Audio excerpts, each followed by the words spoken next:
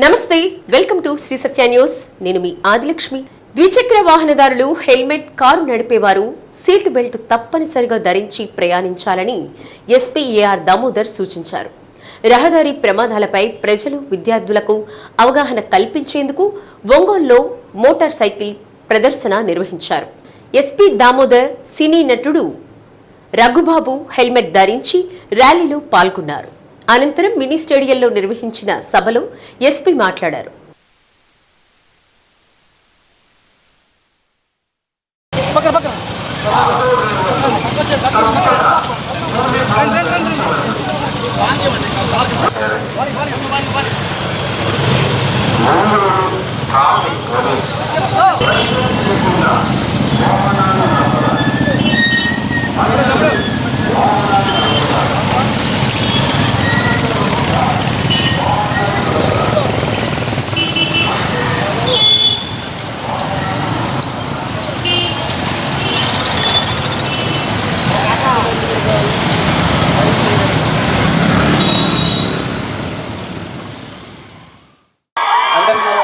కొంచెం పద్ధతి గల స్థాయిలో ఉన్నా అని చెప్పి అనుకుందాం, తీసుకుందామని చెప్పి చెప్పండి.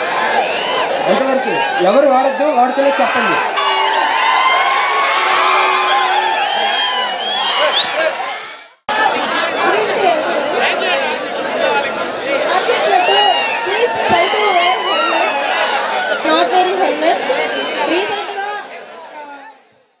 రోడ్డు ప్రమాదాల్లో మృతి చెందుతున్న వారిలో యువత సంఖ్య ఎక్కువగా ఉండటం ఆందోళన కలిగిస్తుందని ఎస్పీ అన్నారు.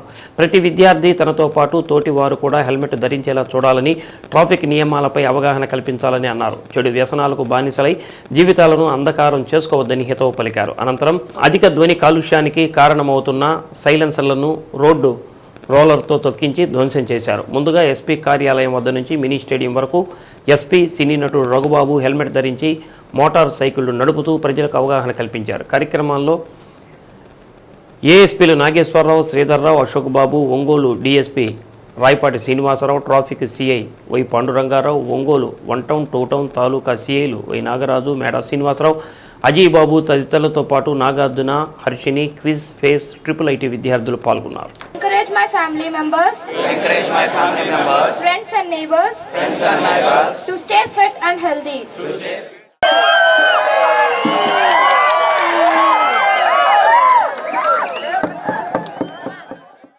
మనం కూడా కొంచెం ఆలోచించాలి.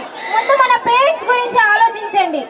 మీరు ఒకరికి చెప్పేస్తా పరిస్థితిలో ఉండాలే కానీ మీరే ఇలా ఉంటే ఎలాగా? కొంచెం ఆలోచించి ముందడుగు వేయండి. మనం రేపటి కాబోయే పౌరులమని మీకు తెలుసు, మాకు తెలుసు. మనం 4 రోజులు బ్రతకాలని అనుకుంటాం కానీ ఇప్పుడు చచ్చిపోవాలనుకోం కదా.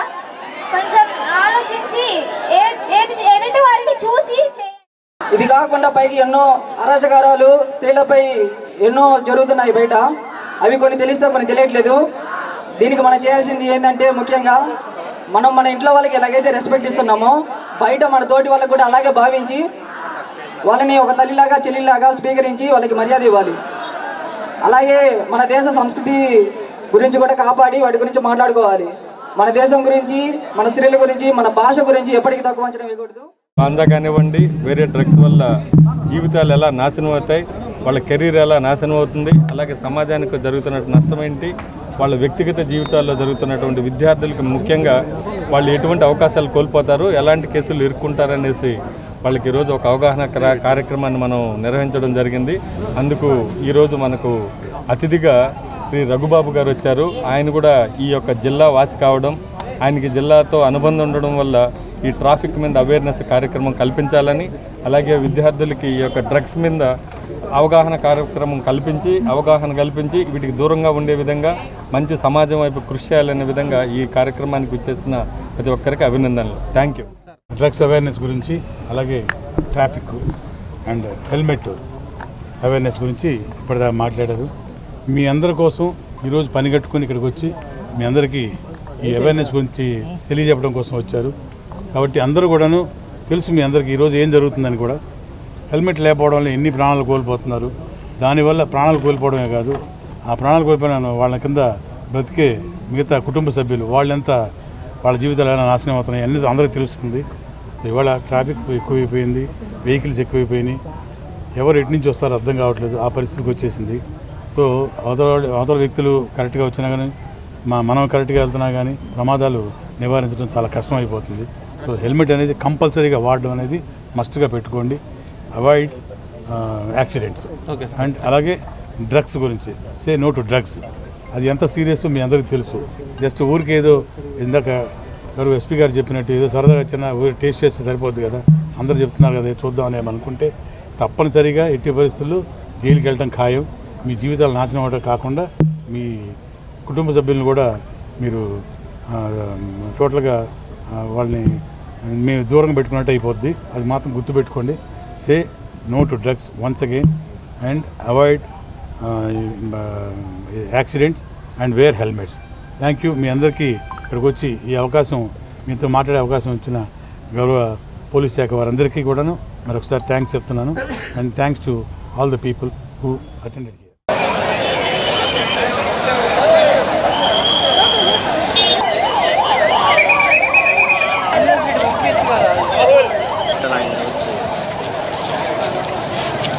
సార్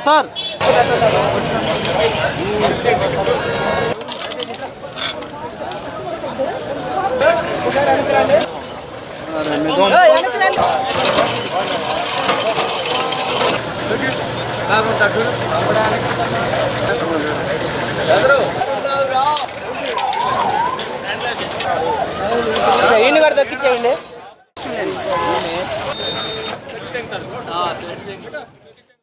ఆడిట్ విధానంలో నూతనంగా వస్తున్న విధానాలను ఎప్పటికప్పుడు అవగాహన చేసుకుంటూ ప్రతి ఏటా నిర్ణీత కాల వ్యవధిలో ఆడిట్ కార్యక్రమాన్ని పూర్తి చేయాలని స్టేట్ ఆడిట్ రాష్ట్ర సంచాలకులు డి విజయభారతి అన్నారు. కలెక్టరేట్లోని కలెక్టర్ కాన్ఫరెన్స్ హాల్లో ఆడిట్ సిబ్బందితో సమీక్షా సమావేశం నిర్వహించారు. 2023-24 ఆర్థిక సంవత్సరం ఆడిట్ ముగిసిందని, దీనిపై ఏమైనా సందేహాలుంటే నివృత్తి చేసేందుకు సమీక్షా సమావేశం నిర్వహిస్తున్నట్లు తెలిపారు. యుఎల్డిసిలో ప్రీ ఆడిట్పై అవగాహన కల్పించడం జరిగిందన్నారు. ఆడిట్ విధానంలో సిబ్బంది సలహాలు, సూచనలు తీసుకోవడం జరిగిందన్నారు. సమావేశంలో స్టేట్ ఆడిట్ అధికారులు పాల్గొన్నారు. 2023-24 ఆడిట్ కంప్లీట్ అయింది కాబట్టి, అదే ఫైనాన్షియల్ ఇయర్ కంప్లీట్ అయింది కాబట్టి దాని మీద యాన్యువల్ యాక్షన్ ప్లాన్ అప్రూవ్ చేశాను.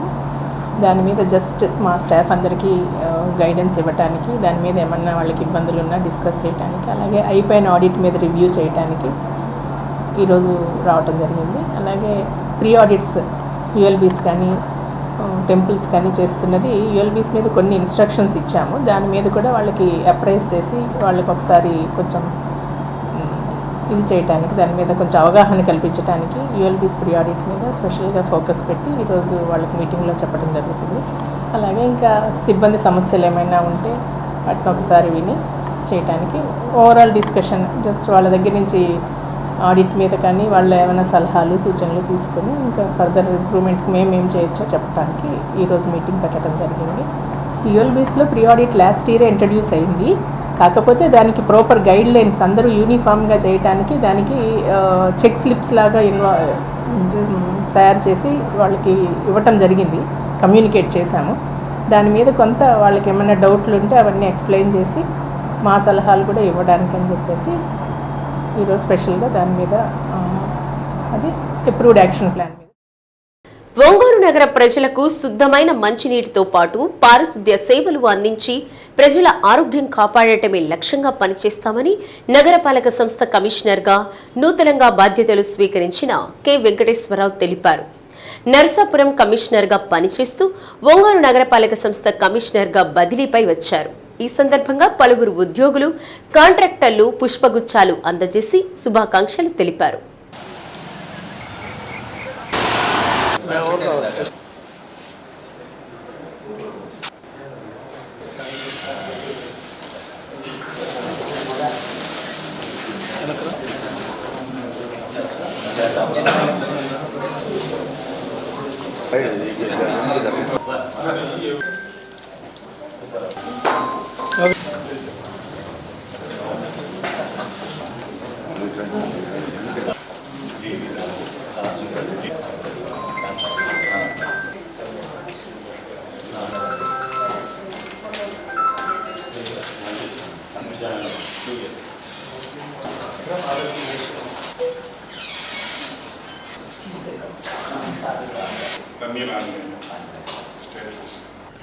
ప్రజల సహకారంతో అధికారులను సమన్వయం చేసుకుని నగరాభివృద్ధి లక్ష్యంగా పనిచేస్తామని అన్నారు. ప్రజలు ఏవైనా సమస్యలు ఉంటే కార్యాలయానికి కానీ లేకుంటే ఫోన్ ద్వారా అయినా సమాచారం అందించాలని తెలిపారు. పారిశుద్ధ్యం, ఇంజనీరింగ్, రెవెన్యూ శాఖల సిబ్బందితో మాట్లాడి తగిన విధంగా ఆర్థిక వనరులు చేకూర్చే విధంగా చర్యలు తీసుకుంటామని అన్నారు. పట్టణ ప్రణాళిక విభాగం ద్వారా అక్రమ కట్టడాలపై దృష్టి సారిస్తామని తెలిపారు. ఒంగోలు నగరపాలక సంస్థలో జరుగుతున్న అంశాలపై Shri Satya news face to face. నగరపాలక సంస్థకు సంబంధించి నూతన కమిషనర్గా నరసాపురం నుంచి బదిలీపై ఒంగోలు నగరపాలక కమిషనర్గా బాధ్యతలు కె వెంకటేశ్వరరావు గారు ఈరోజు స్వీకరించడం జరిగింది. ఒంగోలు నగరంలో ఉన్న సమస్యలు, వాటి పరిష్కార మార్గాలు, అట్లాగే సిబ్బందితో పనిచేయించే విధానంపై మనం ఈరోజు సార్ తోటి మాట్లాడదాం. సార్, ఒంగోలు నగరపాలక సంస్థలో మీరు పనిచేయడానికి రావడం జరిగింది. ఎట్లాంటి సమస్యలని ప్రధానంగా దృష్టికొని పనిచేస్తారు? ఎందుకంటే నగరపాలక సంస్థ బాధ్యతలు చేపట్టాను. ఈ సందర్భంగా అందరికీ నమస్కారాలండి. మా గౌరవ శాసనసభ్యులు దామచర్ల జనార్దన్ గారు వారు ఈ నగరంలో ఉన్నటువంటి పలు విషయాల్ని నాతో చర్చించారు. సో వారు ప్రజలకు సంబంధించినటువంటి అనేక అంశాలపైన దృష్టి సారించాలని నాకు చెప్పడం జరిగింది.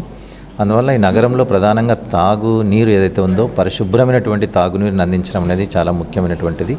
దానికి మేము రోజు ఈ క్వాలిటీ టెస్టులు చేసి నీరు అందించేలాగా మాకు కావాల్సిన సిబ్బంది ఉన్నారు, ఎమ్యూనిటీ సెక్రటరీస్, వారందరినీ కూడా గైడ్ చేసి ఒక ఎస్ఓపి స్టాండర్డ్ ఆపరేషన్ ప్రొసీజర్ ఒకటి తయారు చేసుకొని దాని ప్రకారము తాగునీటి సప్లైకి సంబంధించినటువంటిది ప్రజలకు కావలసినటువంటి మేరకు అందించటము, రెండవది శుద్ధమైన నీటిని అందించడం, ఈ రెండు లక్ష్యంగా పనిచేస్తాం. అట్లాగే పారిశుద్ధ్యం అనేది చాలా చాలా ముఖ్యము పట్టణాలలో. మరి ఈ పారిశుద్ధ నిర్వహణ ఎప్పుడైతే మెరుగ్గా ఉంటుందో ఆరోగ్యం కూడా మెరుగ్గా ఉంటుంది. ఇవి రెండు కూడా ఇంటర్లింక్ అయి ఉంటాయి కాబట్టి పారిశుద్ధ నిర్వహణలో మరి చాలా మెరుగైనటువంటి పరిస్థితులు తీసుకురావాలని అనుకుంటున్నాం. ఎందుకంటే కావాల్సిన సిబ్బంది ఉంది, కాకపోతే వారికి సరైనటువంటి గైడెన్స్ ఇచ్చి వాళ్ళని నడిపించుకుంటే, ఎందుకంటే శానిటేషన్ సెక్రటరీస్ చాలామంది ఉన్నారు, ఇక్కడ 50 మందికి పైగా ఉన్నారు అని చెప్పారు. సో నేను వాళ్ళతో రివ్యూ మీటింగ్స్ పెట్టుకొని వాళ్ళందరినీ కూడా మోటివేట్ చేసి ఉన్నటువంటి పారిశుద్ధ కార్మికులతో మనం మెరుగైనటువంటి పారిశుద్ధ నిర్వహణ తీసుకురావటం అనేది చాలా చాలా ఇంపార్టెంట్. దాన్ని తీసుకొస్తాము. అట్లాగే వీధి దీపాల నిర్వహణకు సంబంధించి కూడా కావాల్సినటువంటి సిబ్బంది ఉన్నారు, సెక్రటరీస్ ఉన్నారు, వాళ్ళందరినీ కూడా మోటివేట్ చేసి మేమందరం కూడా ప్రజలకు కావాల్సిన అన్ని రకాల సేవలు అందించుకుంటూ మరొక వైపున పట్టణ అభివృద్ధికి సంబంధించినటువంటి అంశాలు, పట్టణ ప్రణాళిక విభాగం ఉంది, ఇక్కడ ప్లానింగ్ డిపార్ట్మెంట్ ఉంది. మరి ఎక్కడ కూడా ట్రాఫిక్కి సంబంధమైనటువంటి ఇష్యూస్ లేకుండా ప్రణాళికబద్ధంగా ప్లానింగ్ డిపార్ట్మెంట్ని పనిచేసేలాగా చర్యలు తీసుకుంటూ నగరం చాలా వేగంగా విస్తరిస్తున్నటువంటి నగరం ఇది. అందువల్ల ఈ అక్రమ కట్టడాలు ఇలాంటివి లేకుండా చూసుకుంటూ మరి రోడ్లు ఆక్యుపై చేయడము, కాలువలు ఆక్యుపై చేయడం ఇట్లాంటివి లేకుండా మనము చక్కని నిర్వహణ చేయాలని చెప్పేసి అనుకుంటున్నాం. కాబట్టి మా యొక్క మున్సిపల్ సిబ్బంది అందరినీ కూడా మోటివేట్ చేసుకుంటూ వారందరి యొక్క సీనియర్స్ ఇక్కడ ఎవరైతే ఉన్నారో వాళ్ళ యొక్క సలహాలు సూచనలు తీసుకుంటాం. స్థానిక ప్రజాప్రతినిధులు ఉన్నారు, వాళ్ళ యొక్క సలహాలు సూచనలు తీసుకుంటాం. గౌరవ శాసనసభ్యులు, తర్వాత గౌరవ పార్లమెంటుకు సంబంధించినటువంటి ఎంపీ గారు ఉన్నారు, వారందరి యొక్క సూచనలు తీసుకొని నేను మరి నగరాన్ని మరింత అభివృద్ధిని ముందుకు తీసుకెళ్ళాలని చెప్పేసి సందర్భంగా తెలియజేస్తున్నాను. ఒంగోలు నగరానికి చెత్త అంతా దూరంగా పెట్టాలనే ఉద్దేశంతో డంపింగ్ యార్డ్ ఏర్పాటు చేశారు. ఆ డంపింగ్ యార్డులో గత 5 సంవత్సరాల నుంచి నిర్వహణ సరిగలేక రోడ్డు మార్గంగా పైనుంచి, అంటే అటుపక్క కరవది నుంచి ఒంగోలుకు వచ్చేదానికి దారి మార్గం ఉంటుంది, ఆ మార్గం లేక ప్రజలు ఇబ్బంది పడుతున్నారు. దాని తోడు పొగను ఏర్పాటు చేశారు. అది అట్లాంటి వాటిని మీరు కంట్రోల్ చేస్తారు? చూస్తానండి, నేను ఇంకా ఇప్పుడే బాధ్యతలు చేపట్టాను. ఒకసారి విజిట్ చేస్తాము, చూసి దానికి ఏ విధంగా అయితే మనము సౌకర్యవంతంగా, అంటే ప్రజలకు ఇబ్బంది లేకుండా మరి ఏదో రోడ్డు ఆక్యుపై చేస్తున్నా దాన్ని కూడా నేను చూసి ఏ విధంగా రహదారికి ఎలాంటి ఆటంకం లేకుండా, అట్లాగే పొగ అనేటువంటిది కూడా మరి కార్బన్ డైఆక్సైడ్, కార్బన్ మొనాక్సైడ్ లాంటివి కూడా మరి అవన్నీ కూడా వాయువుల వల్ల మరి గాలి కాలుష్యం ఏర్పడుతుంది. అలాంటి కాలుష్యం ఏర్పడకుండా కూడా నియంత్రణ చర్యలు చేపడతామని తెలియజేస్తున్నాను. అట్లాగే ఒంగోలు నగరంలో 450 కూరగాయల మార్కెట్ కానీ చేపల మార్కెట్కి సంబంధించిన షాపులు ఉన్నాయి. ఈ షాపులు సుమారుగా దాదాపు 4 నుంచి 5 కోట్ల దాకా బకాయిలు ఉన్నాయి. విజిలెన్స్ అధికారులు నోటీసులు ఇస్తే కానీ మన యంత్రాంగం కదలదు 5 సంవత్సరాల నుంచి. దీనిపై ఎట్లాంటి దృష్టి పెడతారు? ఖచ్చితంగా అండి, ఎందుకంటే మున్సిపాలిటీకి వచ్చేటువంటి నగరపాలక సంస్థకు వచ్చేటువంటి ప్రధాన ఆదాయ వనరుల్లో ఇది ఒకటి. ఎందుకంటే మనకు మున్సిపల్ షాపింగ్ కాంప్లెక్స్ ద్వారా మనకు మంచి ఆదాయం వస్తుంది. ఈ ఆదాయంలో కొన్నిసార్లు ఏమవుతుందంటే మున్సిపల్ సిబ్బంది యొక్క నిర్లక్ష్యం కావచ్చు, మరి రకరకాల ఇతర ఆటంకాలు కావచ్చు, ఆబ్లిగేషన్స్ కావచ్చు, వాటి వల్ల చాలామంది బకాయి ఉంటారు. అలా బకాయి ఉండడానికి వీలు లేదు. వారికి కొంత టైం ఇస్తాం, తర్వాత ఆ షాప్ని లాక్ చేసి మేము ఆ రెంట్ పే చేస్తాము. చేయకపోతే వాళ్ళపైన కేసులు నమోదు చేసి తగిన చర్యలు తీసుకోవాల్సినటువంటి అవసరం ఉంటుంది. అవన్నీ కూడా నేను ఒక్కొక్కటి మరి షాపింగ్ కాంప్లెక్స్లో నేను అంటే లిస్ట్ తీసుకొని ఎవరెవరు పెండింగ్ ఉన్నారు ఏంటి, ఎలాంటి చర్యలు తీసుకోవాలో ఖచ్చితంగా కఠిన చర్యలు తీసుకోవడం జరుగుతుంది. లాస్ట్గా ఈ ఒంగోలు అంటే నగరపాలక సంస్థలు అంటే మున్సిపాలిటీలు, కార్పొరేషన్లు అంటే ట్రాన్స్ఫర్స్ అంటే ఉండవు ఉద్యోగస్తులకి. కానీ ఎప్పటి నుంచో ఇక్కడ ఉండే ఉద్యోగస్తులు అధికారులకు సంబంధించి కానీ ఉద్యోగులకు సంబంధించిన మధ్య తేడాలు వస్తూ ఉంటాయి. అంటే ఎందుకంటే నిజం ఎక్కడ ఉన్నటువంటి ఉద్యోగస్తులకి మనం ట్రాన్స్ఫర్ అయ్యే వచ్చినటువంటి ఉద్యోగస్తులు తేడాలు కనపడతా ఉన్నాయి. దానివల్ల ఏంటంటే ఇక్కడ కొంత అవినీతి జరగడానికి కూడా ఎక్కువగా కనిపిస్తూ ఉంది. మనల్ని మార్చుకోవటమా లేకపోతే వాళ్ళని మార్చడమా, ఎట్లాంటి నిర్ణయం మీరు చేయబోతా ఉన్నారు? సో మనకు ఇది ప్రభుత్వ విధానం అండి, స్టేట్ పాలసీ. నగరపాలక మున్సిపాలిటీలకు ఉన్నట్టుగా బదిలీలు నగరపాలక సంస్థలకు లేవు. సో దానిపైన కూడా మా మున్సిపల్ మినిస్టర్ గారు ఫోకస్ పెట్టారు. త్వరలో నగరపాలక సంస్థలకు సంబంధించి కూడా ఈ బదిలీలకు సంబంధించిన విధి విధానాలు రూపొందిస్తారని చెప్పేసి చెప్తున్నారు. సో ఇప్పటికీ మనకి ఇంజనీరింగ్ సెక్షన్ కానీ టౌన్ ప్లానింగ్ అయితే బదిలీలు ఉన్నాయి. రిమైనింగ్ ఏదైతే ఎస్టాబ్లిష్మెంట్లో ఉన్నారో వాళ్ళకు కొంచెం బదిలీ లేవు. సో ఎవరు ఉన్నా కూడా పని చేయించుకోవడం అనేది చాలా ముఖ్యం. మీరు ఈ అవినీతి ఇలా అంటున్నారో అలాంటివి ఏమైనా ఉంటే నేరుగా మనము ఇప్పుడు ఏసీబీకి కంప్లైంట్ చేయొచ్చు, లేదా కమిషనర్కి కూడా కంప్లైంట్ చేయొచ్చు. వాళ్ళపైన నా పరిధిలో అలాంటి కంప్లైంట్స్ వస్తే ఖచ్చితంగా అలాంటి సిబ్బంది పైన మరి ఏదైతే డిపార్ట్మెంటల్ యాక్షన్ ఉంటుందో అది తీసుకోవడం జరుగుతుంది. సో అందువలన ప్రజల్లో చైతన్యం ఉండాలి. ముఖ్యంగా ఇది డబ్బు ఇవ్వడము తీసుకోవడం రెండు నేరమే కాబట్టి ప్రజలు చైతన్యవంతులుగా ఉండి ఇలాంటి వాళ్ళ ఆటలు అరికట్టడానికి ప్రజలు కూడా సహకరిస్తే ఖచ్చితంగా మేము వాటిపైన చర్యలు తీసుకొని మరి ఎలాంటి అవినీతి లేకుండా మనము ప్రజలకు సేవలు అందించడానికి అవకాశం ఉంటుంది. Thank you. ఒంగోలు నగరపాలక సంస్థ నూతనంగా బాధ్యతలు స్వీకరించిన కె వెంకటేశ్వర కమిషనర్ గారు ఒంగోలు నగరం అభివృద్ధితో పాటు కూడా ప్రజలందరికీ కూడా మంచి సేవలు అందించేందుకు తన ముందు కృషి చేస్తానని చెప్పని చెబుతా ఉన్నారు. Cameraman నాగేంద్రతో Sambasivarao, Shri Satya news, Ongole. బులెటిన్లో చిన్న విరామం. పట్టణ పేదరిక నిర్మూలన సంస్థలో అమలవుతున్న వివిధ పథకాలను అర్హులైన లబ్ధిదారులకు మరింత చేరువ చేసేందుకు సమగ్ర ప్రణాళిక తయారు చేసేందుకు సంస్థలో పనిచేసే సిబ్బంది ఆలోచనలు తెలుసుకునేందుకు వర్క్ షాప్ నిర్వహించడం జరుగుతుందని మెప్మా పీడీ తెల్ల రవికుమార్ అన్నారు. వెలుగు శిక్షణ కేంద్రంలోని జిల్లా మహిళా సమాఖ్య భవనంలో వికసిత్ ఏపీ 2047 వర్క్ షాప్ నిర్వహించారు. కేంద్ర రాష్ట్ర ప్రభుత్వాలు వికసిత్ ఆంధ్రప్రదేశ్గా రూపుదిద్దుకునేందుకు అవసరమైన విజన్ ప్లాన్ను అన్ని శాఖల్లో తయారు చేయడం జరుగుతుందని పీడీ తెలిపారు. స్వల్పకాలిక, దీర్ఘకాలిక విభిన్న ప్రణాళికలు 100 రోజుల్లో చేపట్టాల్సినవి 5 సంవత్సరాల్లో చేపట్టాల్సిన అంశాలతో పాటు 2047 నాటికి అవసరమైన ప్రణాళికలను అన్ని శాఖల్లో పటిష్టంగా అమలు చేసేందుకు వర్క్షాప్ ప్రధాన ఉద్దేశమన్నారు. గతానికి మించిన అభివృద్ధి, సంక్షేమానికి ప్రణాళికలు తయారు చేయడానికి ఈ వర్క్షాప్ నిర్వహించడం జరిగిందన్నారు. కార్యక్రమంలో మెప్మా సిబ్బంది, పట్టణ సమాఖ్య అధ్యక్షులు, సిబ్బంది పాల్గొన్నారు. కేంద్ర రాష్ట్ర ప్రభుత్వాలు ఈ Viksit Bharat at the rate of 1947 నమూనాలో ఇందులో భాగంగా మా ఎండి ఏపీ మెప్మా వారు ఇచ్చినటువంటి సూచనల మేరకు మరి రాష్ట్ర స్థాయిలో జరిగిన వర్క్షాప్ని పురస్కరించుకొని మనం జిల్లా స్థాయిలో కూడా గౌరవ జిల్లా కలెక్టర్ గారు కూడా అన్ని శాఖలకు సంబంధించి వర్క్షాప్ నిర్వహించున్నారు. ఈరోజు మెప్మాకు సంబంధించి పట్టణ పేదరిక నిర్మూలన సంస్థ తరపున జిల్లాలో పనిచేస్తున్నటువంటి అందరూ సిబ్బందికి, అట్లాగే పట్టణ సమైక్య అధ్యక్షులకు, పట్టణ సమైక్యలకి సహాయకారులుగా ఉన్నటువంటి ఆర్పీలకి, అన్ని స్థాయిల్లో ఉండేటువంటి సిబ్బందికి అందరికి కూడా సిఎంఎంసు, సిఓసు, సిఎల్ఆర్పీసు, డాటా ఎంట్రీ ఆపరేటర్సు అందరికీ కూడా ఈ యొక్క వికసిత్ ఆంధ్రప్రదేశ్ 1947కు సంబంధించిన విజన్ ప్లాన్ని బాటమ్ టు టాప్ అప్రోచ్లో గ్రాస్ రూట్ లెవెల్లోనే ఏం చేయాల్సి ఉంటుంది అనేటువంటిది ఎస్హెచ్జి మెంబర్స్ కానీ, వాళ్ళ ఫ్యామిలీ మెంబర్స్కి కానీ, వల్నరబుల్ కమ్యూనిటీస్గా ఉండేటువంటి డిజేబుల్డ్ పీపుల్ కానీ, వీధి విక్రయదారులు కానీ, అట్లాగే అదర్ ట్రాన్స్జెండర్స్ కానీ, రాగ్ పిక్కర్స్ కానీ, ఇట్లా ప్రభుత్వం చెప్పినటువంటి అన్ని సెక్షన్స్కి ఈ డిపార్ట్మెంట్ తరఫున చేసేటువంటి కార్యక్రమాల మీద ఈరోజు 1 డే వర్క్షాప్ ఉంటుంది. దీనిలో అందరూ కూడా మెప్మా అమలు చేసే పథకాలపైన ఒక గ్రూప్ డిస్కషన్ లాగా చేసుకొని ఎలా చేస్తే ఈ పథకాలు మరింతగా పేదలకు అందుతాయో వాటికి సంబంధించినటువంటి వాళ్ళ ఆలోచనలను కూడా ఈరోజు తెలియజేస్తారు. వాటన్నింటినీ క్రోడీకరించుకొని ఒక యుఎల్బి లెవెలు అట్లాగే జిల్లా స్థాయి ఈ విజన్ ప్లాన్ అనేటువంటిది రూపొందించి గౌరవ కలెక్టర్కి అట్లాగే మా మెప్మా సంబంధించినటువంటి స్టేట్ ఆఫీస్కి కూడా సమర్పించడం జరుగుతుంది. అందులో భాగంగా ఈరోజు ఈ వర్క్షాప్ నిర్వహించుకుంటూ ఉన్నాం. ఏపీడబ్ల్యూజే విస్తృత స్థాయి సమావేశం మార్కాపురంలో జరిగింది. నూతన కార్యవర్గ ప్రమాణ స్వీకార కార్యక్రమం నిర్వహించారు.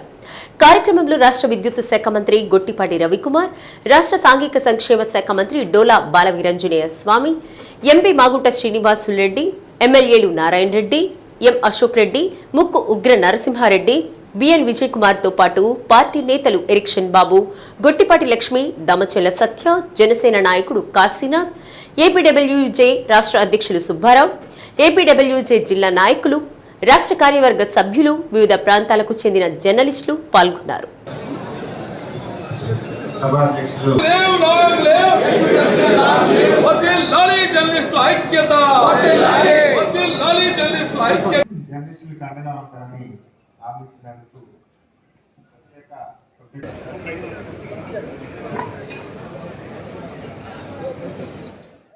విద్యార్థినులు నిత్యం మరింత అప్రమత్తంగా ఉండాలని ప్రభుత్వ వైద్య కళాశాల ప్రిన్సిపల్, అడిషనల్ డిఎంఈ డాక్టర్ ఏడుకొండలు సూచించారు. కోల్కతా జూనియర్ వైద్యురాలి అత్యాచారంపై రూపొందించిన దృశ్య గీతాన్ని మెడికల్ కాలేజీ గ్యాలరీలో ఆవిష్కరించారు. కవయిత్రి సింహాది జ్యోతిర్మయి గీతాన్ని రచించగా ప్రజా గాయకుడు నూకతోటి శరత్ ఆలపించిన దృశ్య గీతాన్ని ప్రదర్శించారు.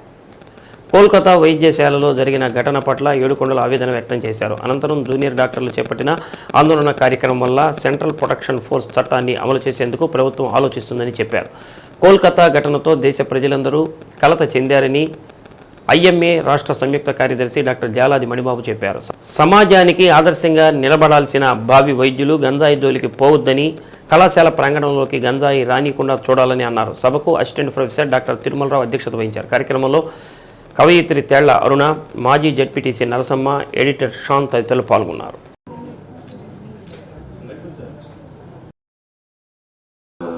ప్రతి ఒక్కళ్ళు ఈ పాటను చూశారు కాబట్టి మీ జాగ్రత్తలు ఆడపిల్లలు ఇక్కడే ఉన్నారు. ఎందుకంటే మీ జాగ్రత్తలు మీరు ఉండాలి. బయటికి వెళ్తున్నారు, 7:00 బయటికి వెళ్తాం. చెప్పిన టైంకి రండి, రూల్స్ ప్రకారం ఫాలో అవ్వాలి. ప్రిన్సిపల్ చెప్పిన రూల్స్ ప్రకారం ఫాలో అవ్వాలి. నాకు 2 కళ్ళే ఉన్నాయి, మీ అందరికీ 800 కళ్ళు ఉన్నాయి. 800 కళ్ళు నేను సూపర్వైజ్ చేయలేను. నాకు మీ సహకారం లేదు, నేను కూడా ఏం చేయలేను. 7:00 హాస్టల్కి రండి అంటే 6:50కే హాస్టల్కి రావాలి. అంతేగాని 7:30, 8:00, 9:00 నేను వాళ్ళని పిక్ చేసుకోవడానికి వెళ్ళాను, వీళ్ళని పిక్ చేసుకోవడానికి వెళ్ళాను. ఆడపిల్లలుగా మీరు ఎవరికి ఆస్కారం ఇవ్వకూడదు. ఎవరి లిమిట్స్ ఎలా ఉండాలో అలా అంతవరకే ఉండండి. అంతేగాని చనువు ఇచ్చి ఉండండి. క్లాస్మేట్స్ కానీ ఎంతవరకు ఉండాలో, ఎవరి లిమిట్స్లో ఉండాలో వాళ్ళ లిమిట్స్లో ఉండండి. ఈ పాట యొక్క ముఖ్య ఉద్దేశం ఏంటంటే ఏదేదో చేసేయాలని కాదు. రచయిత్రి నరక వేదన అనుభవించిన ఆ జూనియర్ వైద్యురాలు నిస్సహాయ స్థితిలో అందరికీ ప్రార్థించి హోప్స్ వదిలేసి మరణమా నన్ను మింగేయని తన అంతరాత్మను, తాను పడిన బాధను వివరిస్తూ ఈ పాట రాసింది. అది ఖచ్చితంగా అందరికీ హృదయాలు హత్తుకుంటుంది. అయితే దీన్ని ఏం చేయాలి? ఇటువంటి సంఘటన పునరావృతం కాకుండా చట్టపరంగా జాతీయ స్థాయిలో చట్టాలు చేపట్టడానికి మన ప్రయత్నాలు మనం చేయాలి. ఈరోజు సొసైటీలో individual death is tragedy, individual death is tragedy, వెరాస్ multiple death is statistics. అంటే ఒక మరణం విషాదం, మరణాలు గణాంకాలు. ఒక మరణాలు గణాంకాల్లోకి చేరిన తర్వాత మనం స్పందించడం మానేశాం. అందుకని చెప్పని ఈ రోజు అమ్మాయి మీద మెడికల్ విద్యార్థి మీద జరిగినటువంటి హింస అనేది నిర్భయ తర్వాత అత్యంత దారుణమైన హీనాతిహీనమైనటువంటి మర్చిపోలేనటువంటి దుర్ఘటన. ఒక శరీరంలో ఒక చిన్న ముళ్ళు గుచ్చుకుంటే ఎంత బాధపడిపోతామే, అలాంటిది ఆమె శరీరంలో జరిగిన హింస కంటి దగ్గర నుంచి కాళ్ళు వరకు జరిగినటువంటి అత్యంత దారుణ కిరాతకమైనటువంటి ఆ హింస అనేటువంటిది ఆ అమ్మాయి ఎలా భరించింది అని చెప్పి దాన్ని పంచుకుంటే ఇప్పటికీ ముద్రపట్టలేదు. రోజుకొక మహిళ మీద, రోజుకొక చిన్నారుల మీద, పాఠశాలలో హాస్టల్లో 9వ తరగతి చదివేవాళ్ళు కూడా గర్భం ధరుస్తున్నారంటే ఇంకంత దారుణమైన పరిస్థితులు మనం చూడబోతాము. సో ముఖ్యంగా అమ్మాయిలు మీరు చాలా జాగ్రత్తగా ఉండాలి. ఎవరితోటి చనువుగా ప్రవర్తించదు. ఎందుకంటే మీ లైఫ్, మీ ఎడ్యుకేషన్, మీ లైఫ్ మీరు చాలా ముఖ్యం. మిగతా ఏమని ఇటువంటి సంఘటనలు పునరావృతం కాకుండా అబ్బాయిలు కూడా తోటి సోదరిలాగా మన ఇంట్లో అక్క ఎలా ఉంది, మన ఇంట్లో మా అమ్మ ఎలా ఉంది, మన ఇంట్లో చెరువు ఎలా ఉంది, ఆ రకంగా చూసుకుంటేనే ఈరోజు అంతా బాగుంటుంది, సమాజం చక్కగా ఉంటుంది అనేది నేను తెలియజేస్తున్నాను. ఈ పాట నేను ఒక పావు గంటలో రాశాను. ఆ సంఘటన చూసిన తర్వాత నాకు అనుకోకుండా కలిగినటువంటి స్పందన, అది కూడా నేను దేన్ని తీసుకున్నానంటే ఆ క్షణం ఆ అమ్మాయి ఎంత నరకం పడింది, ఆ అమ్మాయి ఫీలింగ్స్ ఎలా ఉన్నాయి, ఆ ఇన్సిడెంట్ జరుగుతున్నప్పుడు ఆమె మీద అత్యాచారం, ఆ దౌర్జన్యం జరుగుతున్నప్పుడు ఆమె మనసు ఏం ఆలోచించింది అనేది ఒక్కటే నేను అందులో ఆలోచించి ఆ పాట రాయడం జరిగింది. దాన్ని విద్యార్థుల వద్దకు కానీ ఇలాంటి రాకస్ అందరి వద్దకు తీసుకుని వెళ్ళాలి అని చెప్పి శరత్ అక్క దీన్ని చేద్దాము అని అంటే ఈ పాటని రికార్డ్ చేసి చేయడం జరిగింది. గ్రామీణాభివృద్ధి స్వయం ఉపాధి శిక్షణ సంస్థలో ఉమ్మడి ప్రకాశం జిల్లాలోని నిరుద్యోగ యువతీ యువకులకు car driving, house wiring, cell phone రిపేర్లపై సెప్టెంబర్ నెలలో ఉచిత శిక్షణ ఇవ్వనున్నట్లు సంస్థ డైరెక్టర్ శ్రీనివాసరెడ్డి తెలిపారు. సెప్టెంబర్ 1వ తేదీన కార్ డ్రైవింగ్, 2వ తేదీన హౌస్ వైరింగ్, 10వ తేదీన సెల్ ఫోన్ రిపేర్ల శిక్షణ ప్రారంభించనున్నామన్నారు. ఉమ్మడి ప్రకాశం జిల్లాకు చెందిన నిరుద్యోగ యువత ఈ అవకాశాన్ని సద్వినియోగం చేసుకోవాలని కోరారు. రోడ్ సెఫ్టీ సంస్థ గురించి మీ అందరికీ తెలిసే ఉంటుంది. తెలియని వాళ్ళ కోసం ఇది rural self employment training institute Ongole Bhagyanagar 4th లైన్లో ఉందండి. ఈ సంస్థ శ్రీ ధర్మస్థల మంజునాథ ఎడ్యుకేషన్ ట్రస్ట్ మరియు కెనరా బ్యాంక్ ఆధ్వర్యంలో నడపబడుతుంది. ఈ సంస్థ ముఖ్య ఉద్దేశం ఏమిటంటే ఉమ్మడి ప్రకాశం జిల్లా నిరుద్యోగ గ్రామీణ యువత కోసం వాళ్ళకి ఇంట్రెస్టెడ్ ఉన్న ఏరియాలో ట్రైనింగ్ ఇవ్వబడుతుంది. ఈ ట్రైనింగ్ నేర్చుకున్న తర్వాత వాళ్ళ కాళ్ళ మీద నిలబడటానికి, వాళ్ళ సొంత బిజినెస్లు పెట్టుకోవడానికి, లేకపోతే ఎక్కడైనా చేయడానికి, వాళ్ళ సొంత కాళ్ళ మీద వాళ్ళు నిలబడటానికి దోహదపడుతుంది. సో ఈ కార్యక్రమంలో భాగంగానే ఈ నెలలో మీకు రిఫ్రిజిరేటర్, ఏసీ రిపేరు మరియు కంప్యూటర్ టాలీ ప్రోగ్రామ్స్ అయిపోవచ్చినాయి. సో సెప్టెంబర్ 1, 2 తేదీల్లో కొత్త ప్రోగ్రామ్ స్టార్ట్ చేస్తున్నామండి. 1వ తేదీ వచ్చేసేసి మీకు ఎల్ఎంవి అంటే కార్ డ్రైవింగ్ కోర్సు స్టార్ట్ చేస్తున్నామండి. మరియు 2వ తేదీ హౌస్ వైరింగ్ వర్క్లో ఒక కోర్స్ స్టార్ట్ చేస్తున్నాం. మరియు సెప్టెంబర్ 10వ తేదీ సెల్ ఫోన్ రిపేర్ అండ్ సర్వీసింగ్లో కోర్స్ స్టార్ట్ చేస్తున్నాం. సో ఉమ్మడి ప్రకాశం జిల్లాకు చెందినటువంటి గ్రామీణ నిరుద్యోగ యువత ఈ అవకాశాన్ని సద్వినియోగం చేసుకోవాల్సిందిగా కోరుచున్నాను.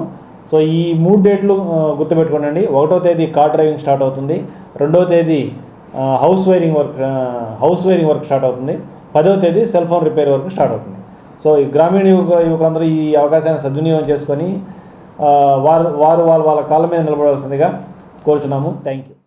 ఆంధ్రప్రదేశ్ వ్యవసాయ కార్మిక సంఘం రాష్ట్ర సమావేశాలు ఈ నెల 29, 30 తేదీల్లో ఒంగోలు కాపు కళ్యాణ మండపంలో జరుగుతాయని రాష్ట్ర ప్రధాన కార్యదర్శి వి వెంకట్ తెలిపారు. సిపిఎం కార్యాలయంలో మీడియా సమావేశం నిర్వహించి వివరాలు వెల్లడించారు. సమావేశాలకు రాష్ట్రంలోని 26 జిల్లాల నుంచి డెలిగేట్స్ హాజరవుతారని ముఖ్య అతిథులుగా అఖిల భారత వ్యవసాయ కార్మిక సంఘం జాతీయ అధ్యక్ష ప్రధాన కార్యదర్శులు పి వెంకట్, ఏ విజయ రాఘవన్లు హాజరవుతారని పేర్కొన్నారు. సమావేశంలో వ్యవసాయ కార్మిక సంఘం జిల్లా ప్రధాన కార్యదర్శి కంకణాల ఆంజనేయులు, నెరసుల వెంకటేశ్వర్లు పాల్గొన్నారు. మొట్టమొదటిసారి 24 సంవత్సరాల తర్వాత మరి వ్యవసాయ కార్మిక సంఘం రాష్ట్ర సమావేశాలు ఒంగోలులో జరుగుతున్నాయి. 2000 సంవత్సరంలో జరిగాయి. 24 ఏళ్ల తర్వాత జరుగుతున్న దానికి సంతోషిస్తున్నాం. ఎందుకంటే ఒకనాడు వ్యవసాయ కార్మికులకు కనీస వేతనాల కోసం, భూమి కోసం, భుక్తి కోసం సాగినటువంటి పోరాటంలో కీలక పాత్ర పోషించినటువంటి గడ్డ. వ్యవసాయ రంగంలో వీరిదే ప్రధాన పాత్ర. వ్యవసాయ రంగంలో కలుపుల నుంచి నాట్ల నుంచి కోతల వరకు చేసే పని వీళ్ళే.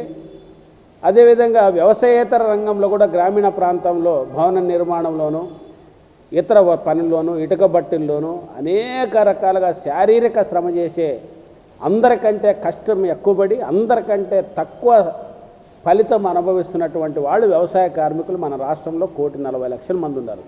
వీళ్ళకి ఎటువంటి చట్టాలు లేవు, వీళ్ళ అభివృద్ధి జరగలేదు. కానీ ప్రభుత్వాలు ఎన్ని మారినా, ఎన్ని సంక్షేమ పథకాలు పెట్టినా, ఎన్ని చట్టాలు తెచ్చినా కానీ పేదల జీవితంలో మాత్రం మార్పు రాలేదు. అందుకోసమే ప్రతి ఎన్నికల్లో ప్రభుత్వాలు వీళ్ళ గురించి సంక్షేమ పథకాలు ప్రకటిస్తున్నాయి. కాబట్టి సంక్షేమ పథకాలు అనేది ఉపశమనం మాత్రమే కలిగిస్తాయి. ఆకలి అయ్యే వాళ్ళకి తాత్కాలికంగా బిస్కెట్లు ఉన్నట్టు ఈ సంక్షేమ పథకాలు అనేది సమగ్రంగా దారిద్ర్యాన్ని నిర్మూలించవు. అందుకోసం సమగ్ర దారిద్ర్యాన్ని నిర్మూలించాలంటే పేదల చేతుల్లోకి భూమి కావాలనేది వ్యవసాయ కార్మిక సంఘం మొట్టమొదట దున్నేవానికే భూమి కావాలని నినదించినటువంటి సంఘం వ్యవసాయ కార్మిక సంఘం. అందుకోసం అనేక పోరాటాల ఉద్యమాల్లో ఉమ్మడి ఆంధ్ర రాష్ట్రంలో 10 లక్షల ఎకరాలు సాధించిన చరిత్ర వ్యవసాయ కార్మిక సంఘం ఎర్రజెండకు ఉంది. గత ప్రభుత్వం ఏదైతే అసైన్ చట్టం సవరించి పెద్దలకు అనుకూలంగా మార్చిందో ఈ ప్రభుత్వం కూడా ఇన్ని తిడుతున్నా ఆ చట్టాన్ని మేము సమర్థిస్తున్నామని చెప్పడము రెండు పార్టీలు దొందేగా కనిపిస్తున్నాయి. అంటే పేదల పట్ల ఇద్దరు విధానం ఒకటే. రెండు, ల్యాండ్ టైటిలింగ్ యాక్ట్ రద్దు చేశామని చెప్తున్నా పరోక్షంగా మరి ఈ భూముల్ని కాజేయడానికి ప్రయత్నం చేస్తున్నారు. అందుకోసం మేము ఈ వర్క్షాప్లో చర్చించి ఒక కీలకమైనటువంటి నిర్ణయాలు కూడా చేయబోతున్నాం. రేపు సెప్టెంబర్ 1 నుంచి రెవెన్యూ సదస్సులు ప్రభుత్వం చేపడతామని చెప్పింది. అందుకోసం రెవెన్యూ సదస్సుల్లో భూములు గుర్తించి అక్కడే ఆ భూమి లేని పేదలకు అక్కడికక్కడే డిస్ట్రిబ్యూట్ చేయాలి. ఆ లిస్టులు తయారు చేసి మీరు స్వాధీనం చేసుకోవడానికి కాదు. అందుకోసం ఈ రెవెన్యూ సదస్సుల్లో రాష్ట్ర వ్యాప్తంగా అన్ని గ్రామాల్లో మన సంఘం పాల్గొంటుంది. రెండో అంశం, ప్రభుత్వం భూ పంపిణీ చేపట్టలేదు, ఇప్పుడు ఒక కమిటీ వేస్తామని చెప్తున్నారు. గతంలో కోనేరు రంగారావు కమిటీ వేసింది, జైతి ఘోష్ కమిటీ వేసింది, అనేక కమిటీలు పేదలకి, రైతులకి, వ్యవసాయ కార్మికుల కోసం వేసాయి. కమిటీలు వేసారు తప్ప ఆ భూ సమస్య అమలు చేయలేదు. అందుకోసం ఈ ప్రభుత్వాలు పేదలు మోసం చేస్తున్నాయి. 3 నెలల పాటు ఈ ప్రభుత్వం పేదలకు ఏమని ఇస్తుందని ఆశించాం, కానీ ఏమి అడుగులు కనపడలేదు. కాబట్టి రానున్న కాలంలో ఈ రాష్ట్రం మరో భూ పోరాటానికి, అదేవిధంగా పేదలకు ఉపాధి హామీని ప్రతి కుటుంబానికి 200 రోజులు పని కల్పించడం కోసం పోరాటం చేస్తాం. వీటన్నిటితో పాటు చంద్రబాబు ప్రభుత్వం కేరళ రాష్ట్రంలోగా వ్యవసాయ కార్మికులకి సంక్షేమ చట్టం తెచ్చి వాళ్ళకి హక్కులు కల్పిస్తామని చెప్పింది. ఆ సంక్షేమ చట్టం వస్తే ఉద్యోగుల్లాగా రిటైర్మెంట్ అయితే కొంత గొప్ప ఉపయోగం జరుగుతుంది. వీటన్నిటి మీద చర్చించడానికి రేపు ఎల్లుండి మొదటిసారి 24 ఏళ్ళ తర్వాత దీనికి అఖిల భారత నాయకులు, పెద్ద నాయకులు వస్తారు. రాష్ట్రంలో అనేక మంది కేసుల్లో జైలుకి వెళ్ళిన ఉద్యమంలో పాల్గొన్న వాళ్ళు కూడా 250 మంది రాష్ట్ర వ్యాప్తంగా వస్తున్నారు. ఈ పోరాటం ఈ వర్క్షాప్లో చర్చించి రానున్న సంవత్సరం కాలంలో చేయబోయే ఉద్యమాన్ని చర్చించి ప్లాన్ చేస్తాం. ఆ సందర్భంగా మీకు తెలియజేస్తూ ఈ పోరాటాల ఫలితంగా కొన్నైనా హక్కులు, చట్టాలు వ్యవసాయ కార్మికులు సాధించుకోవడం జరిగింది. అది భూ సంస్కరణల చట్టం కానీ, కనీస వేతనాల చట్టం కానీ, ప్రజా పంపిణీ వ్యవస్థ లాంటి సంక్షేమ చట్టాలు కానీ, ఇటువంటి అనేకం సాధించుకోవడం జరిగింది. ఈ 90 ఏళ్ల కాలంలో చేసినటువంటి ఉద్యమాలు, పోరాటాలను కూడా ఒకసారి నెమరు వేసుకొని భవిష్యత్తులో జరగబోయేటువంటి పోరాటాలని ఈ సమావేశాల్లో మేము రూపొందించబోతా ఉన్నాము. ఈ సమావేశాలు 2 రోజులు పక్కనే ఉన్నటువంటి కాపు కళ్యాణ మండపంలో జరుగుతాయి. రేపు ఉదయం 9:30-10 గంటల మధ్యలో మా వ్యవసాయ కార్మిక సంఘం పతాకావిష్కరణతోటి కార్యక్రమాలు ప్రారంభమవుతాయి. ప్రారంభ సభలో మాజీ ఎంపీ, వ్యవసాయ కార్మిక సంఘం జాతీయ అధ్యక్షులైనటువంటి ఏ విజయరాఘవన్ గారు ప్రారంభోపన్యాసం చేస్తారు. కాబట్టి ప్రజలందరూ కూడా దీన్ని జయప్రదం చేయాలని మీ ద్వారా తెలియజేస్తాం. బులెటిన్లో చిన్న విరామం. శ్రీకృష్ణ జన్మాష్టమిని పురస్కరించుకుని అంకమ్మపాలెం రాధా గోవింద గోపాలకృష్ణ ఆలయంలో మందిర భక్త బృందం ఆధ్వర్యంలో శ్రీకృష్ణ రుక్మిణి సత్యభామ కళ్యాణ మహోత్సవం కన్నుల పండుగగా జరిగింది. కళ్యాణానికి మహిళా భక్తులు పెద్ద ఎత్తున పాల్గొని ప్రత్యేక పూజలు నిర్వహించారు. అనంతరం అన్న సంతర్పణ చేశారు.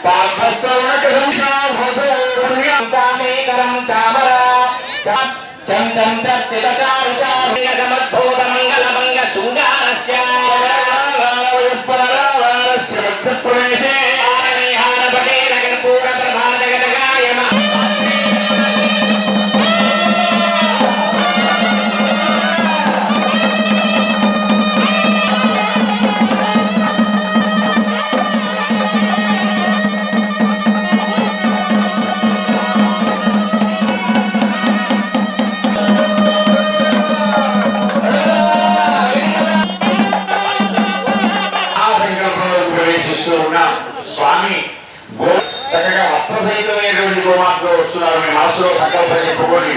విద్య, ఉద్యోగం, వివాహం, చదువు ఈతలై ఉపకరితలై మనకు తిరిగి వస్తుంది. నిరామన గోవింద గోవింద. కొండంత దేవుడిని కొండంత భద్రతో పూజించలే. అందరి గోవర్ధన కానీ రుక్మిణి మాత గట్టిగా నమస్కారం చేసుకున్నామా. సత్యభామ నీవు రక్ష రక్ష గోవింద గోవింద. బలమెవడు కరిబ్రోవను బలమెవ బలం. జనబలమా ధనబలమా ధర్మమ కాదు, ఇది దైవ బలం. కరిబ్రోవను. గజేంద్ర మోక్షణంలో ఆ మొసలి ఆ ఏనుగు యొక్క పాదమును పట్టి ఆ నదిలో మొత్తం గొప్పతన.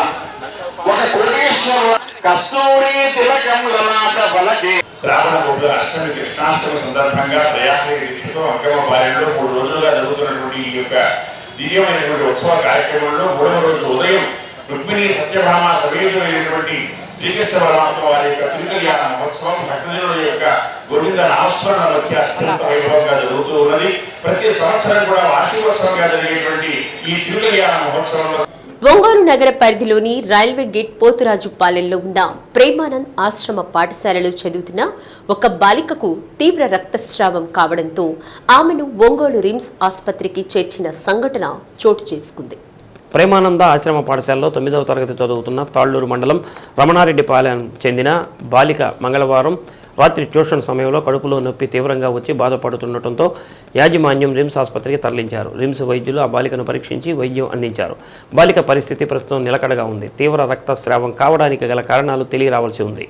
దీనిపై అవుట్పోస్ట్ పోలీసులు కేసు నమోదు చేసి 1 టౌన్ పోలీసులకు అందించారు. బాలిక గత 6 సంవత్సరాలుగా అదే పాఠశాలలో చదువుతున్నట్లు సమాచారం. కొరిసపాడు మండలంలో వేర్వేరు రోడ్డు ప్రమాదాల్లో ఒకరు మృతి చెందగా 6గురికి తీవ్ర గాయాలయ్యాయి. కొరిసపాడు మండలం బొప్పూడి నుండి వెళుతున్న కట్టెల లోడు ట్రాక్టర్ బోల్తాపడి 5గురికి తీవ్ర గాయాలయ్యాయి. స్థానికులు పోలీస్ స్టేషన్కు సమాచారం అందించగా వారు వచ్చి ట్రాక్టర్ కింద ఉన్న క్షతగాత్రులను వెంటనే 108 వాహనంలో అద్దంకి ప్రభుత్వ వైద్యశాలకు తరలించారు. ట్రాక్టర్ ప్రమాదంలో గాయపడిన 2కి సీరియస్గా ఉన్నట్టు వైద్యులు తెలిపారు. మరో ప్రమాదంలో కొనేదెన గ్రామానికి చెందిన జంటరాజుపల్లి మరియదాసు నవీన్ ఒంగోలు నుండి మాటూరు వెళ్తుండగా రేణంగివరం సమీపంలో రోడ్డు ప్రమాదానికి గురయ్యారు. గుర్తు తెలియని వాహనం ఢీకొనడంతో వీరికి తీవ్ర గాయాలయ్యాయి. మరియదాసుకు కాలు పూర్తిగా విరిగి నుజ్జు కావడంతో మెరుగైన వైద్యం కోసం ఒంగోలు రిమ్స్లో చికిత్స పొందుతూ మరియదాసు మృతి చెందారు. త్రైత సిద్ధాంత ఆదికర్త ఆచార్య ప్రభునంద యోగీశ్వరులు వారిచే తెలుపబడిన జ్ఞాన మార్గం శ్రీకృష్ణ భగవానుడే సమాజానికి మార్గదర్శకుడని భక్తులు వెంకటకృష్ణ సుబ్బారావులు అన్నారు. కృష్ణాష్టమి జన్మదిన వేడుకల సందర్భంగా త్రైత సిద్ధాంత ప్రబోధ ఆశ్రమం నిర్వాహకుల ఆధ్వర్యంలో ప్రతి సంవత్సరం కృష్ణాష్టమి రోజున ఏదో ఒక ప్రాంతంలో కృష్ణుణ్ణి నగరోత్సవం నిర్వహిస్తుంటామన్నారు. అందులో భాగంగా ఒంగోలు చెన్నకేశవ మాన్యం నుండి మంగమూరు రోడ్లోని ఆశ్రమం వరకు నిర్వహించారు. శ్రీకృష్ణ భగవాన్ నగరోత్సవం సందర్భంగా బాలగోపాలంతో చిన్నారులు కోలాట ప్రదర్శన కీర్తనలతో నగరం మారుమ్రోగింది. కార్యక్రమంలో భక్తులు పాల్గొని శ్రీకృష్ణ భగవానుని ఆశీస్సులు పొందారు.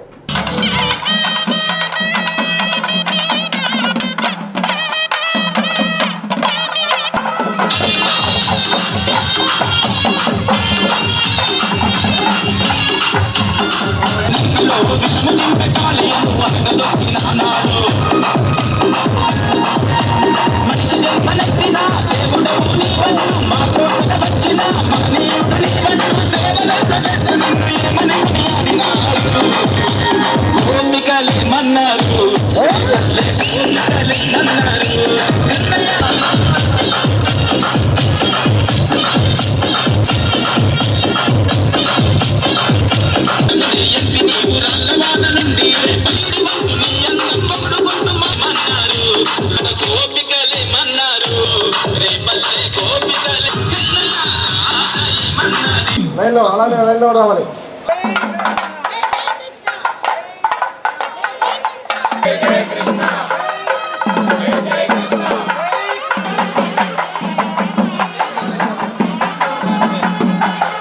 కృష్ణాష్టమి సందర్భంగా శుభాకాంక్షలు తెలియజేస్తా ఉన్నాం. ఈ త్రైత సిద్ధాంత తరపున జరిగే ఈ కృష్ణాష్టమి వేడుకల్లో ప్రజలంతా కూడా పాల్గొని కృష్ణ భగవాన్ ఆశీస్సులు పొందాలని కోరుకుంటా ఉన్నాం. అలాగే త్రైత సిద్ధాంతం అనేది కృష్ణుడు చెప్పిన భగవద్గీతకి త్రైత సిద్ధాంతపరంగా అర్థాన్ని చెప్పిన శ్రీ ప్రబోధానంద యోగీశ్వరుల వారి యొక్క గ్రంథాలు చూసి త్రైత సిద్ధాంతాన్ని ఫాలో అవ్వాలని కూడా కోరుకుంటా ఉన్నాం. 2018 నుంచి కూడా ఈ యొక్క ఒంగోలు ప్రాంతంలో అనేక ప్రాంతాల్లో ప్రతి సంవత్సరానికి ఒక చోట ఈ కృష్ణాష్టమి ఉత్సవాలు జరుపుకుంటూ వస్తున్నాం. మరి ఈ త్రైత సిద్ధాంతం అంటే అంటే 3 విధానాలను తెలియజేసింది. జీవాత్మ, ఆత్మ, పరమాత్మ అనేటటువంటి యొక్క విధానాన్ని తెలియజేస్తూ సర్వ సృష్టిలో ఉన్నటువంటి జీవరాశి మొత్తానికి కూడా ఈ యొక్క జ్ఞానం వర్తిస్తుందని చెప్పి భగవద్గీతలో చెప్పబడింది. అలాగే మూల గ్రంథమైనటువంటి భగవద్గీతను ఆధారం చేసుకొని కూడా బైబిలు, ఖురాను అనేటటువంటి గ్రంథాలు కూడా ఈ యొక్క సారాంశాన్ని తెలియపరిచాయి. ఈ 3 విధానాలని చాలా క్షుణ్ణంగా వివరణాత్మకంగా తెలియచేసినటువంటి శ్రీ శ్రీ శ్రీ ఆచార్య ప్రబోధానంద యోగీశ్వరుల వారు మరి దేవదేవుడైన ఈ భగవంతుడిని మనం ఇప్పటికైనా ఎరుకుపరచాలి. ఆ భగవంతుడు భూమి మీదకి వచ్చి గొప్ప జ్ఞానాన్ని తెలియపరిచాడు. ఈ జ్ఞానాన్ని మనం చెప్పినటువంటి ఆ భగవంతుడి యొక్క రూపాన్ని తెలియపరచాలనేటువంటి ఉద్దేశంతో 2018 నుంచి మేము ఉత్సవాలు ప్రారంభించాం. జాతీయ క్రీడా దినోత్సవాలను పురస్కరించుకుని ఫిట్ ఇండియా కార్యక్రమాల్లో భాగంగా ఆనంద్ క్రీడా ప్రాంగణంలో వివిధ స్పోర్ట్స్ ఈవెంట్స్ నిర్వహించారు. Sepak takraw, ball badminton, tug of war, boxing, chess పోటీలు నిర్వహించారు. కార్యక్రమాలను జిల్లా క్రీడా ప్రాధికార సంస్థ కన్వీనర్ రాజరాజేశ్వరి పర్యవేక్షించారు.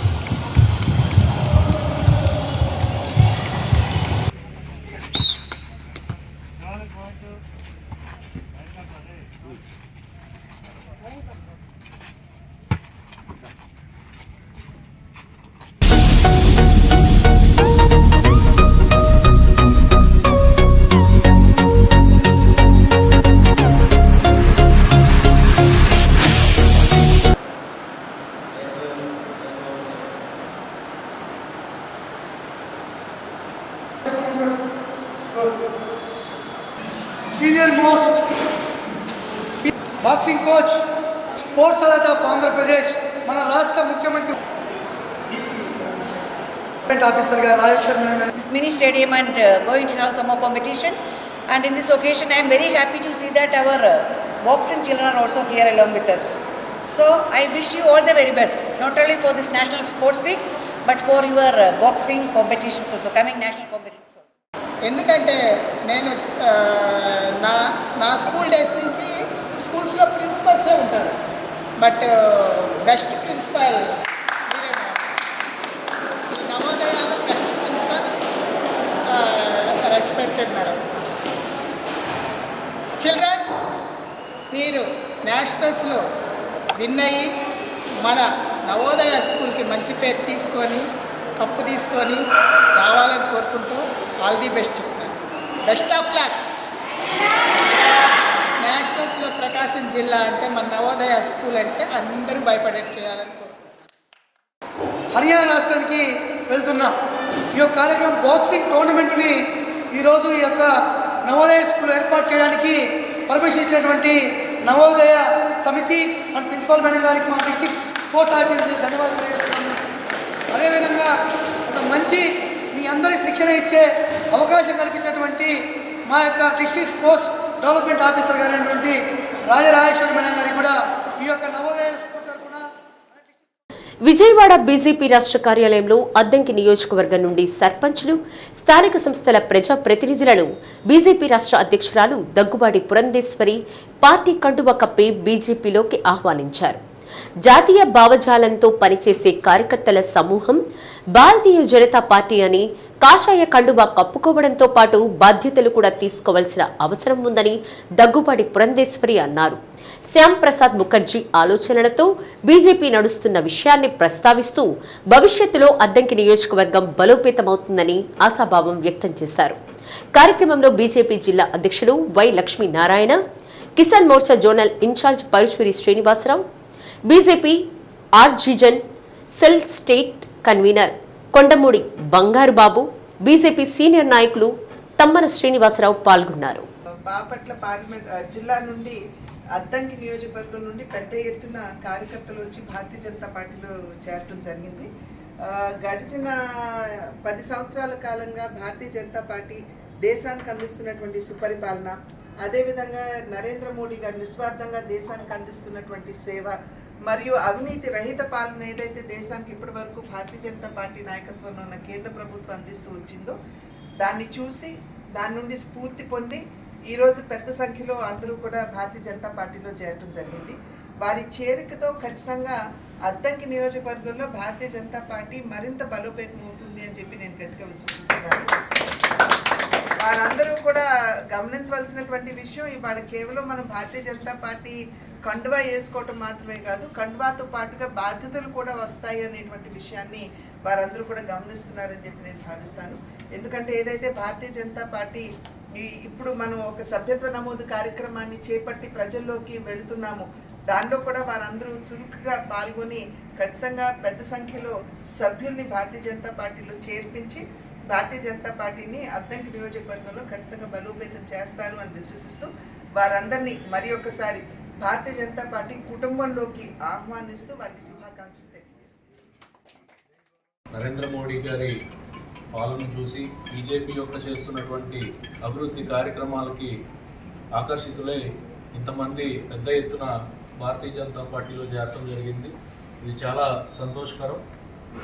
ఈ రోజు నుంచి ఎవరైతే భారతీయ జనతా పార్టీ సిద్ధాంతాలకి లోబడి పనిచేసే వాళ్ళు ఎవరైతే ఉన్నారో, సేవ చేసే వాళ్ళు ఎవరైతే ఉన్నారో, దేశభక్తి గల వాళ్ళందరినీ మా పార్టీలో చేర్చుకోవడానికి, వారితో కలిసి పనిచేయడానికి మేము సిద్ధంగా.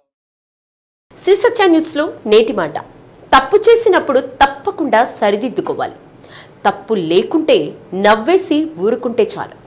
శ్రీ సత్య న్యూస్ ఇంతటితో సమాప్తం. నిరంతరం చూస్తూ ఉండండి శ్రీ సత్య న్యూస్.